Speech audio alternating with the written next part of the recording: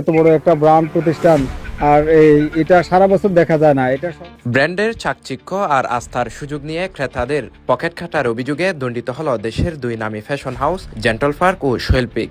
সোমবার 9 মার্চ চট্টগ্রামে জাতীয় ভোক্তাধিকার সংরক্ষণ অধিদপ্তরের বিশেষ অভিযানে এই জালিয়াতি ধরা পড়ে। অভিযানে দেখা যায় জনপ্রিয় ব্র্যান্ড জেন্টল পার্ক তাদের পোশাকের গায়ে আগের দামের উপর ডাবল স্টিকার লাগিয়ে বাড়তি দাম আদায় করছে। সুকৌশলে মূল্য বৃদ্ধির এমন অনৈতিক চর্চার দায়ে প্রতিষ্ঠানটিকে 50,000 টাকা জরিমানা করা হয়। এটা আমি অল্প করেছি, এটা আর সুযোগ নাই।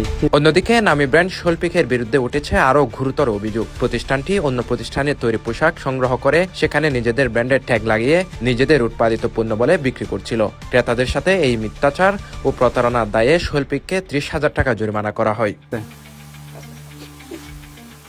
একই অভিযানে নিষিদ্ধ ও অননুমোদিত প্রসাধনী বিক্রির দায়ে ইন্টারলিক কসমেটিককে 5,000 টাকা এবং একই অপরাধে আরবি কালেকশন নামে আরেকটি প্রতিষ্ঠানকে 5,000 টাকা জরিমানা করা হয়।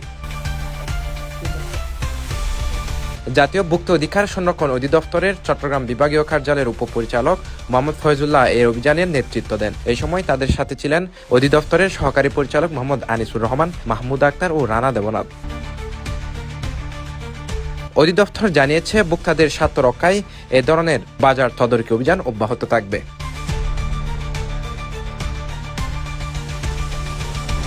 CTG post, Chittagong.